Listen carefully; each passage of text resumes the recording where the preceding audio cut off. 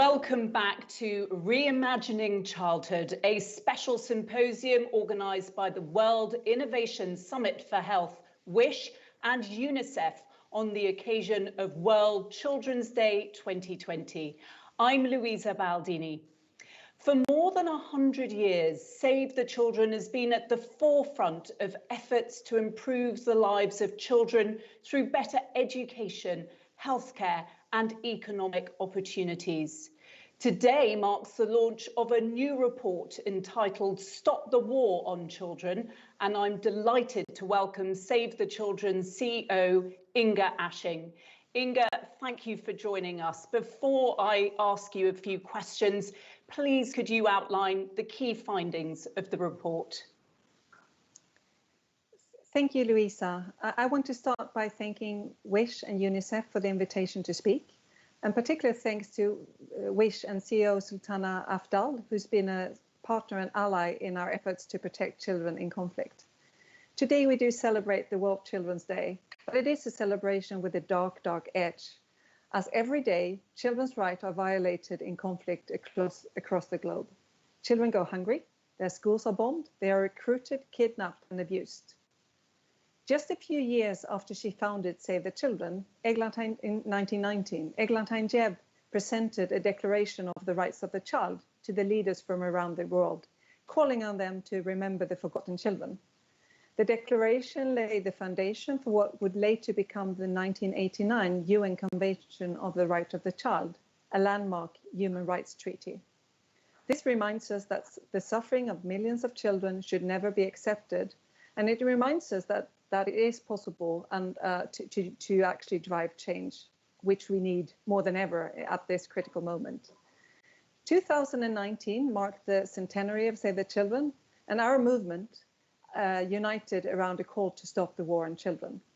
We can still change the situation for children in conflict today, but this will require us to work together, and it will require concerted actions from governments and non-state actors. Stopping the war on children is, of course, not just something that we as Save the Children are focusing on, and not something that any of us can achieve on our own.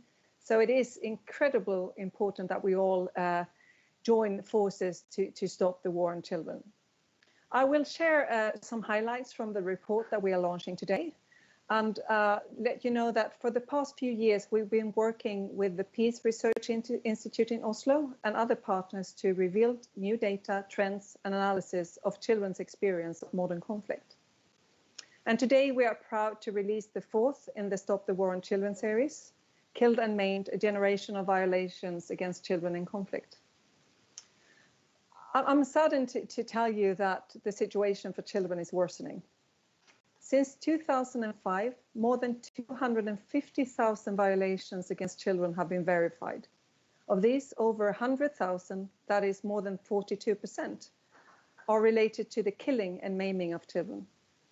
Over the past decade, over 90,000 children have been killed or maimed in conflict, often by bombs, shelling, mines, and snipers.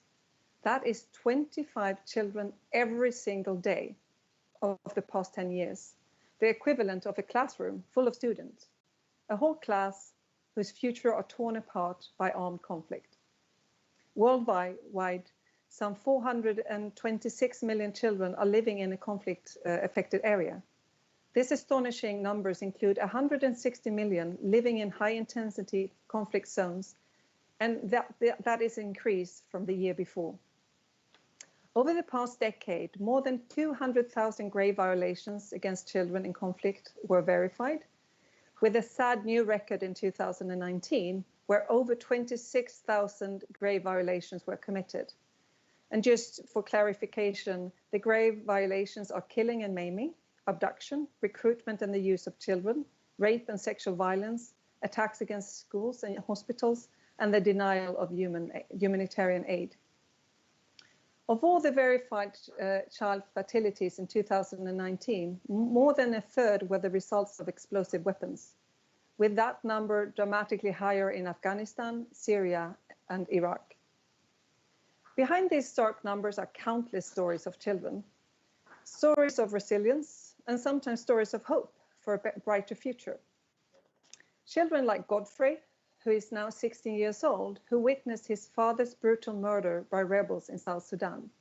He left the country with the other family members, including his sister, who was heavily pregnant.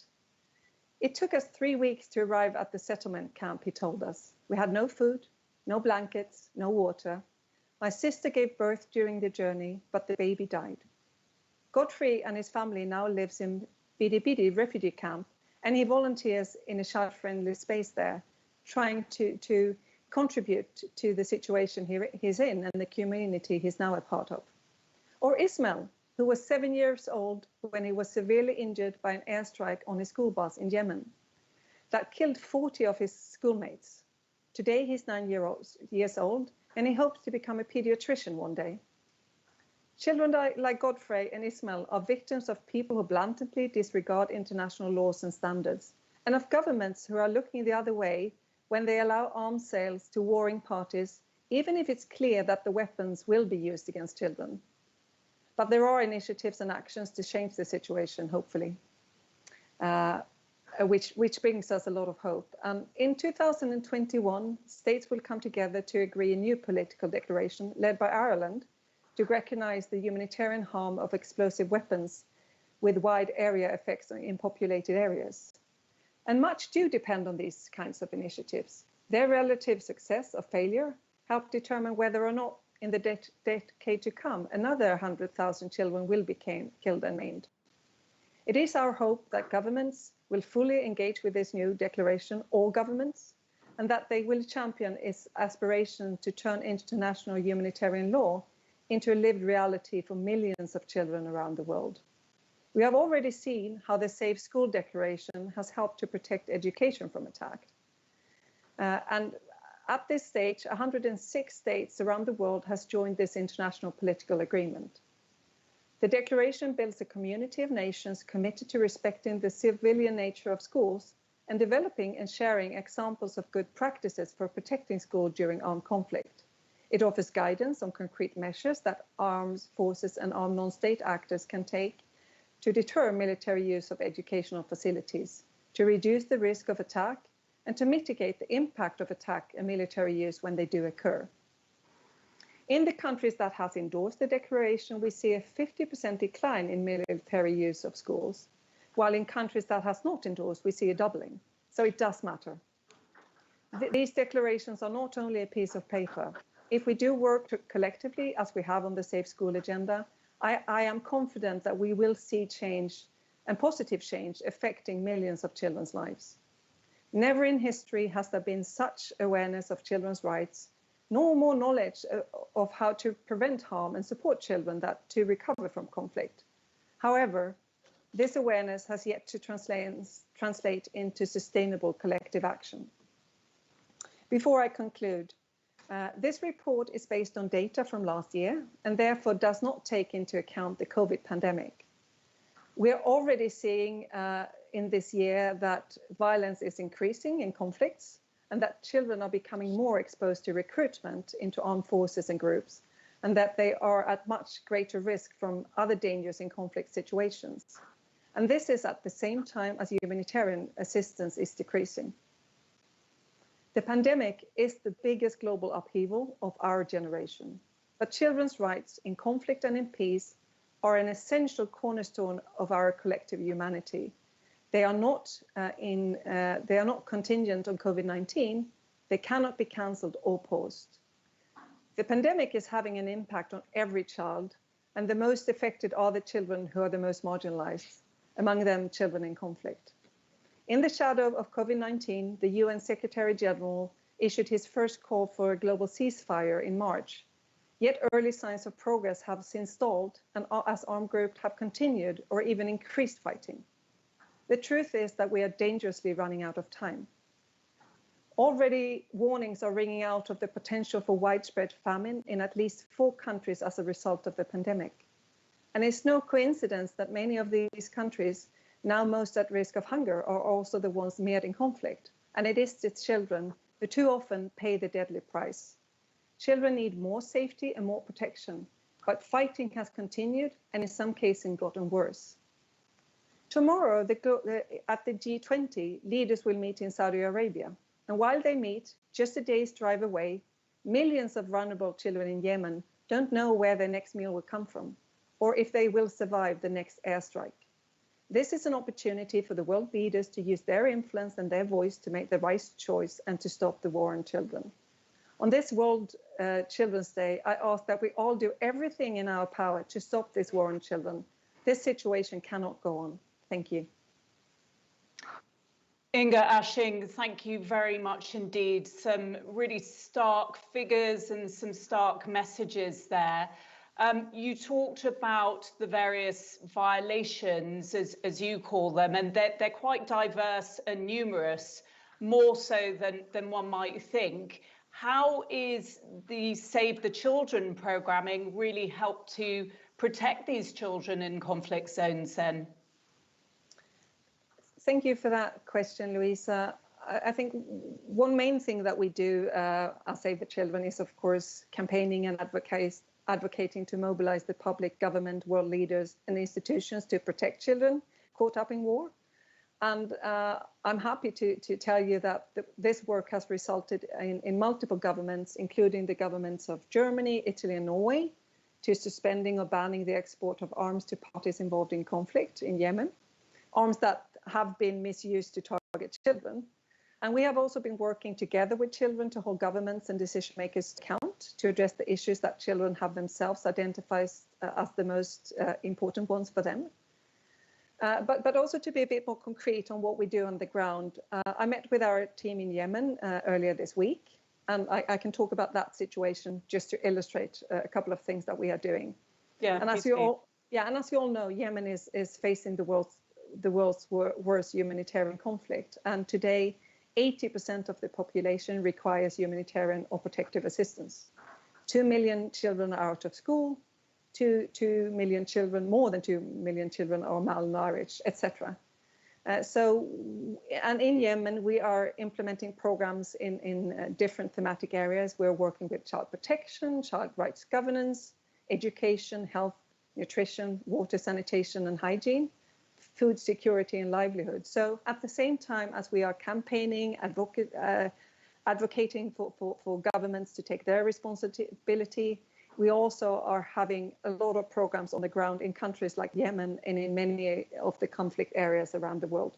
And that situation in Yemen, so desperate. And when we were chatting in advance of today and just exploring different avenues, something you said really struck me, and that was there is not a child in Yemen who hasn't experienced war.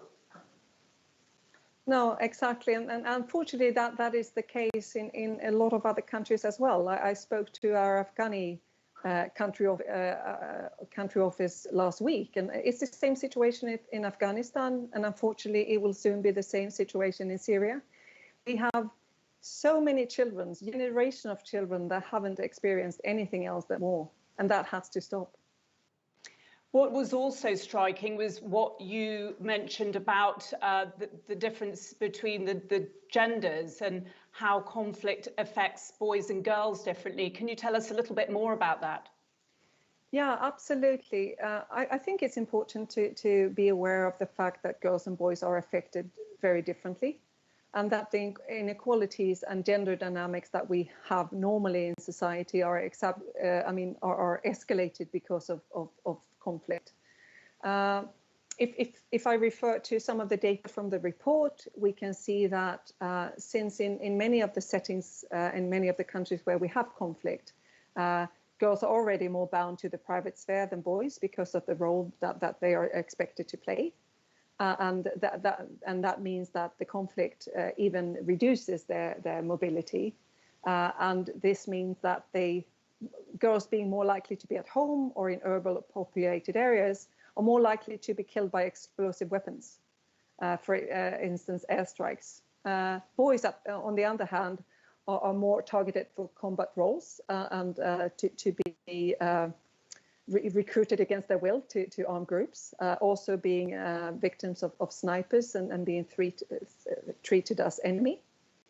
But one thing that I really want to talk about is the discrimination against women and children and the exposure to risk that many women and children experience during conflict, because conflict can often result in a normalization of higher levels of violence against girls, including torture, sexual violence, and forced marriages.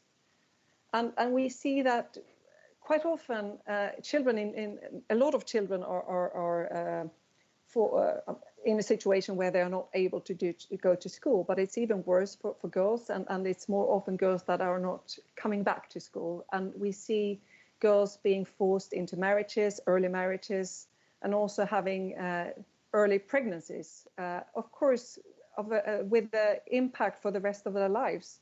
That means that we are actually robbing them of their childhood, and we are threatening their lives and health for the rest of their lives.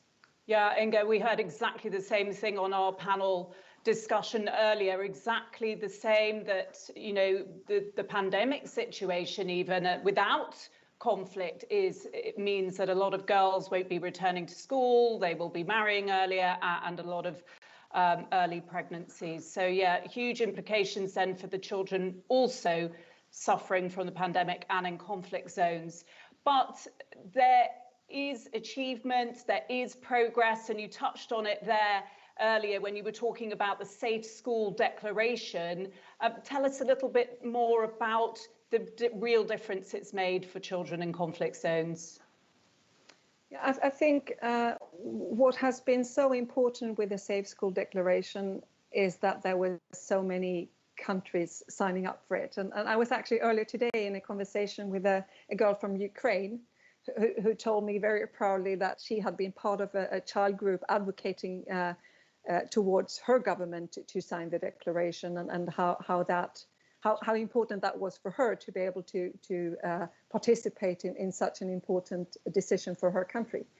But I think another thing that has been critical with the Safe School Declaration is that we have had support from the highest levels within the UN Secretary General, the former High Commissioner for Human Rights, Special Representative for Children and Armed Conflict, etc. And in the countries that has endorsed the declaration, we see a decline in military use of schools. So it has had effect, a 50% decline. And in the countries that hasn't signed, we see it's increasing. So it is really making a difference. And so that's why I do think it's so critical that governments come together and sign the initiative that Ireland is putting forward in the coming year. Absolutely. Inga, thank you. We are waiting for some questions to come in from the audience, but one more for you in the meantime. Earlier this week, during the WISH summit, there was a session looking at toxic stress and post-traumatic stress disorder in children. How important is this area of work for Save the Children's priorities?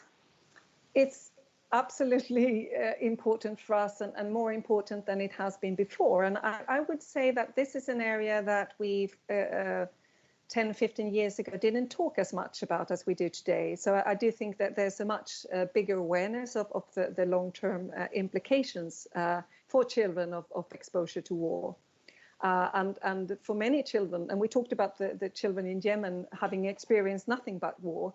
So if a child is in a state of toxic stress, that is the most dangerous stress response you can imagine. And it can have a lot of very grave implications for the child itself. It can lead to self-harm, depression, aggressive behavior, and at the worst form, suicide. So we have to make sure that we are addressing this and talking about and supporting children and focus on the mental and physical health in order for them to come back to a productive society. And what we are doing, we are focusing on 4 things. We are talking about the need for programs around it, to look at the multi-sectoral programs, engage young people themselves because they know what they experience. We need to support the caregivers around the children because they are the ones that can support children.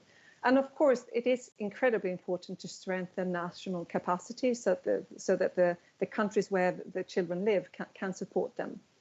And one thing that we are constantly trying to do is to urge government to ensure child protection is funded in humanitarian responses, because quite often this isn't one of the things that people, governments and other donors fund when they fund humanitarian crisis. So those are some of the things that we do. Okay, thanks, Inga. Well, I've got a couple of questions that are coming in now. So if I could put those to you. How do you focus care on children and make sure that the help is being used to better their lives rather than being used by other people surrounding the children? How important is it to support families then when supporting children? I think it's very important to support children, their caregivers, and the communities they live in. But at the same time, making sure that we are supporting children themselves. So if we go back to the situation that we just talked about mental health, for example, when we work with that, we need to make sure that we support the individual child so that he or she get the support they need, but also support the communities that they are part of. So I think it's a combination of both. I think the days when we were targeting children alone are over. We understand that children live in families, they live in the community, and the context around them is critical. Thanks for that, Inga. And another one, are there projected future trends in armed conflicts that are cause to concern, though neglected by the global community? And how does climate change play into this? Yeah, climate change, of course, is affecting all parts of children's lives and their rights. And with increased challenges to the climate, we will probably see more conflict over water, conflict over things that will be impacted by climate. So the climate and conflict are very interdependent and interlinked. Which is a real negative trend, because we see a lot of challenges to the climate, which probably will then lead to more conflict. There's a couple of things that I would like to say when we talk about the trends. I think a very concerning trend in itself is that we are seeing more incidents of grave violations against children. If we just look 10 years back to 2010, we see 170% rise. And we also see that the rise of the total numbers of children living in conflict zone is also rising by 34%. So there are some really concerning trends that we see. And when it comes to conflict, we see that there are also an increase in intensity, duration, and complexity of conflict. The conflicts last longer and more actors are involved than before. And that means that children are of greater risk to be exposed to violence. The increase of children living in conflict zone is a result of increased conflict incidents, as well as fighting moving into more populated areas where many children live. And if we look at the number of countries that are in conflict, that has actually been quite stable for the last 30 years or so. But there has been a rise in the number of non-state armed conflicts in this period. And if we look at the number of children living in conflict areas, that has been a rise from approximately 250 million 30 years ago to the 426 today. Yeah, very, very dramatic rise. Another question that's come in, different pharma companies around the world are working together to fight COVID through things like COVAX, like never before. Should charities be learning from this and working together rather than fighting for the same funds? We should absolutely work together, which we do, but we should do that more. And I think that partnership is more important now than ever before. Partnership within the NGO sector, but also between the civil society, governments, and the corporate world. So I am absolutely in favor of more partnership. But it's not just the big international NGOs. It's also making sure that we partner with the civil society in the countries where we work, because we need to make sure that we are helping the countries where we work to build resilience and to make sure that they are able to address some of these challenges themselves, because that is the only way that we will achieve long-term impact. But no, we shouldn't compete, we should partner. Yeah, absolutely. Good answer there. Thank you, Inga. And lastly, a question that I want to ask you as we round up this section with you. And World Children's Day has been running since 1954. This year, because of the pandemic, children's rights and protecting children is even more pressing. What do you want people around the world to really be thinking about today?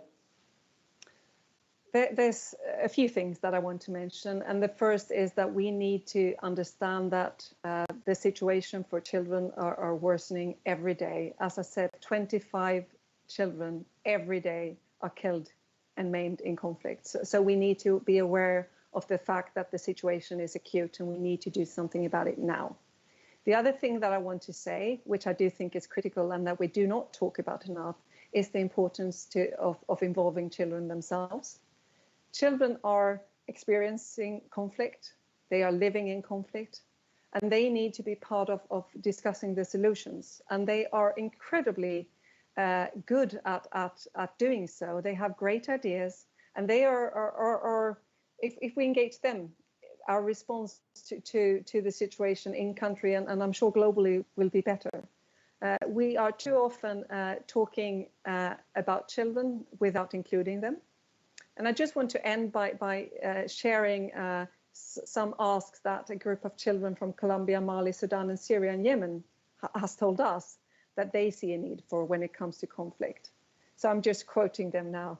We call on the world leaders to ensure we are able to go to school, play and feel protected in every circumstances. We ask leaders to change weapons for books, bullets for pencils, confrontations for games, cries for smiles, and hatred for love. We ask leaders to put a smile on every child's face. We ask leaders to turn to peace, to pledge to protect us, and promise us development. We ask leaders to offer us the opportunities that will enable us to become the best version of ourselves. Our common future is at risk. We demand that you act now. So that is what I would like to end with. We demand that you act now. And to hear children's voices, so important. Inga Ashing, CEO of Save the Children, thank you so much for joining us today. And if any of you watching want to have a look at that report yourself, you can find it in the reports and publications section of the virtual library on the Wish 2020 platform. Right, let's now shortly head back to Rawaa Auger in Doha for the final session of the day, a session that includes a panel discussion exploring child development in the information age, plus our closing ceremony. It has been such an honour to be part of today's proceedings. So from me, Louisa Baldini in the UK, happy World Children's Day. And for one last time, let's head back to Doha.